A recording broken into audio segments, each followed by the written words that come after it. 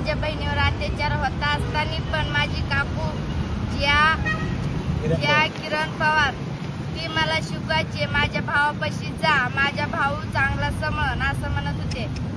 मला फक्त शिकवायचे. ती म्हणले, मी म्हणले मला नको, माझ्या बहिणीवर अत्याचार केलेला आहे, माझ्यावर तसं करतात. नंतर मग माझे पप्पा गावात गेल्यावर आले, ती घरी दारू पिऊन आला, माझे कपडे फाडले. मला म्हणला तो चल माझ्या संग. मी म्हणलं नाही, माझे मम्मी पप्पा नाही सोडून मी जाणार. माझ्या बहिणीवर अत्याचार झालेला होता, मला माहिती होतं म्हणून मी काही गेले नाही. मग ती माझी काकू म्हणली तुला मारून टाकन मी.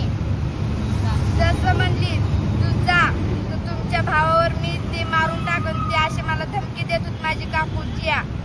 ते तसं मला नुसतं शिकवायचे, नुसतं माझ्या आई बाप्पाला धमकीवर धमकी देत होते. दारू पिऊन हात मागून आम्हाला शिवणी अनिल पवार आम्हाला घरी येऊन बलात्काराची केस मिटवावून आम्हाला हाणमार केली.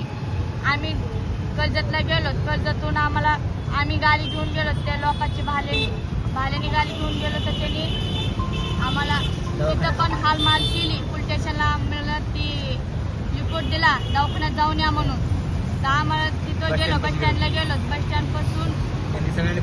स्टँडपाशी गेलो तर आम्हाला हानमार झाली. बस स्टँडमध्ये सगळ्यांनी घ्यायला घातला. आम्ही बस स्टँडमधून पळालो, तालीममध्ये पळालो. त्या दादाला लवी चालक दादाला गाडीमध्ये कोंडलं, त्याला हानमार केली. त्याच्या गळ्यात एक तोळ्याची चेन काढून घेतली, त्याला लय हानमार केली.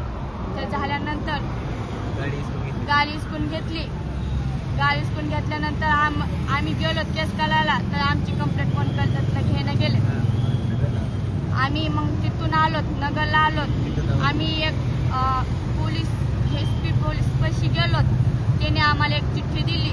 आम्ही गेलो तर तिथं फक्त क्षीरसागरला भेटल्यानंतर आमची फक्त कंप्लेंट घेतली. घेतल्यानंतर मग काय झालं, ते झाल्यानंतर कंप्लेंट झाल्यानंतर आम्ही आलो.